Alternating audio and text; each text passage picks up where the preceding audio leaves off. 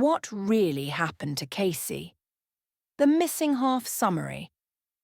The stale air of the Mishawaka, Indiana diner hung heavy with the scent of frying grease and forgotten dreams. For Nick Monroe, sitting in her usual booth nursing a lukewarm coffee, the diner was a familiar cage, its worn vinyl and chipped formica mirroring the weariness etched onto her 24-year-old face. 7 years. 7 years since the gaping hole ripped through her life, swallowing her sister Casey whole.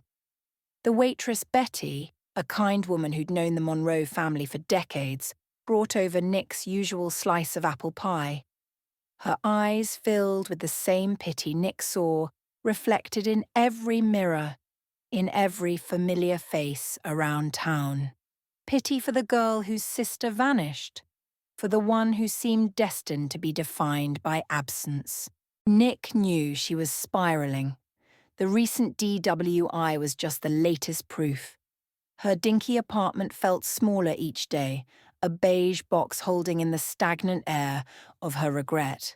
Her job at the hardware store, a pity hire courtesy of Mr. Henderson, was a constant reminder of her arrested development.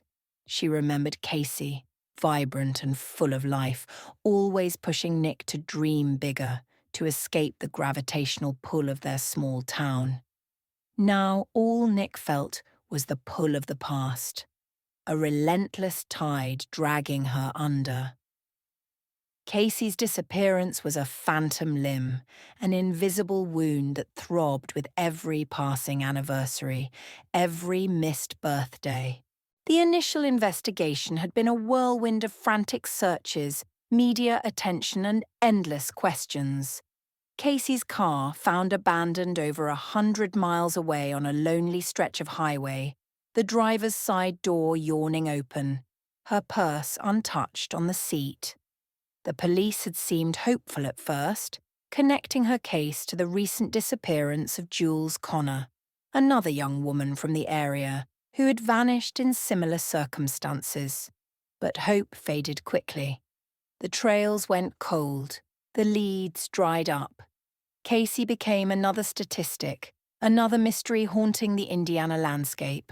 Nick tried to move on, to piece together a life from the shattered fragments of the old one. But Casey was everywhere, a ghost in every room, a whisper in every breeze. Then, one ordinary Tuesday, the door to the hardware store chimed, announcing a new customer. This wasn't just any customer. Standing before Nick was Jenna Connor, Jules's sister. Jenna's eyes, mirroring the haunted look Nick knew so well, held a spark that Nick thought had been extinguished in her years ago.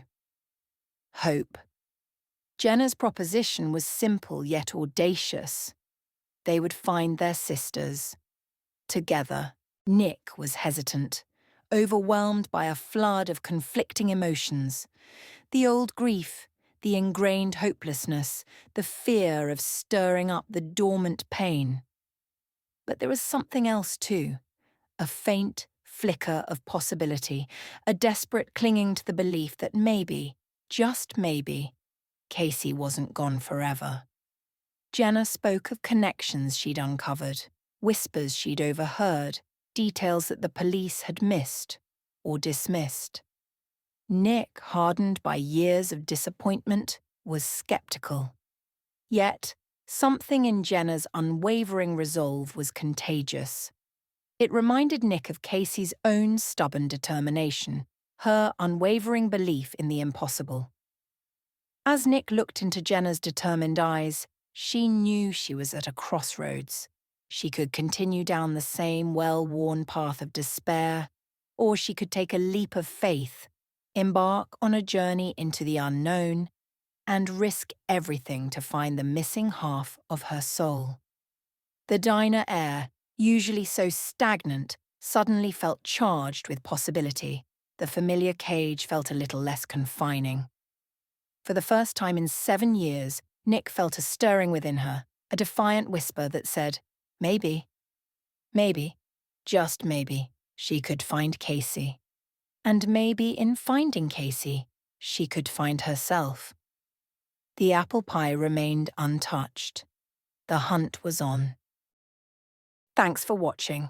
If you enjoyed this video, don't forget to like, subscribe, and hit the bell icon for more book summaries and insights. Feel free to check out another video or dive into the full playlist you see now for more great book summaries. Click now and keep exploring.